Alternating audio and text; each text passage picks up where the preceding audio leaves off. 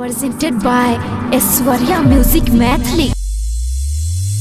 अंशु के हाँ बोलने गे एक बात जाने चाहिए बोलही ने तोहर में शादी के बात करे छियो की शादी के बात करे छियो के हम नहीं करबो शादी यार किया गे एना के बोले छी ना हम अभी नहीं करबो अपना मर्जी से करबो।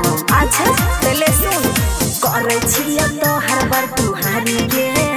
अच्छा इहा लगन में करबो तो हर शादी गे सुनै छी ने हमें नहीं करबो करे छियो तो हर बार तुहारी गे।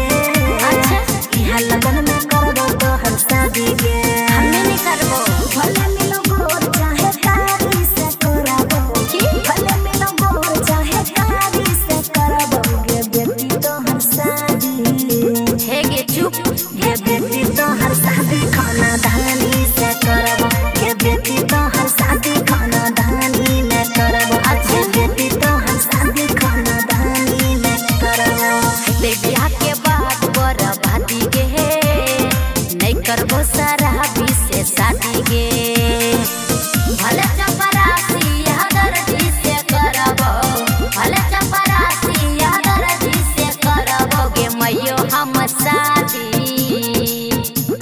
गे मैयो हम शादी अपना मर्जी से करबो गे मैयो हम शादी अपना मर्जी से करबो गे मैयो हम शादी अपना मर्जी से करबो मर्जी से करबो गे मैयो हम शादी अपना मर्जी से करबो। Music by Rohit Dikshit. मर्जी से करबो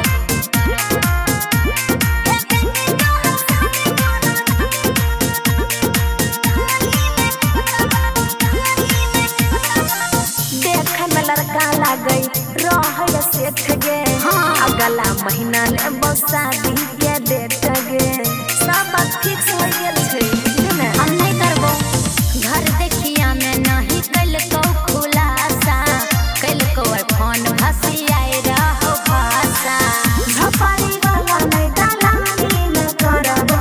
अच्छा झपारी वाला नहीं दलाली में करबो गे बेटी तो हर शादी बोल लगे गे बेटी तो हर शादी खाना धानी से करबो गे बेटी तो हर शादी खाना धानी में करबो गे मैयो हम शादी अपना मर्जी से करबो जो मर्जी से करबो गे मैयो हम शादी अपना मर्जी से करबो।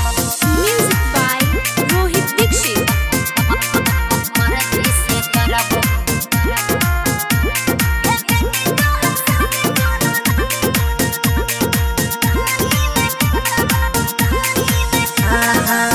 बढ़िया छे ओकर बेटी घर दुआर गे कहले तू शादी अंशु करबे तू राज गे हमरा नहीं करे के बात के न बुझे छी तू गे हम नहीं बुझबो।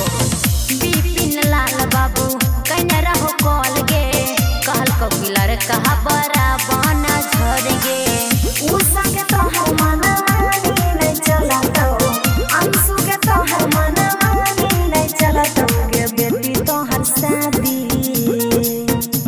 गे बेटी तो हर शादी खाना धानी से करबो गे बेटी तो हर शादी खाना धानी में करबो गे मैयो हम शादी अपना मर्जी से करबो। Aishwarya digital recording studio Samastipur.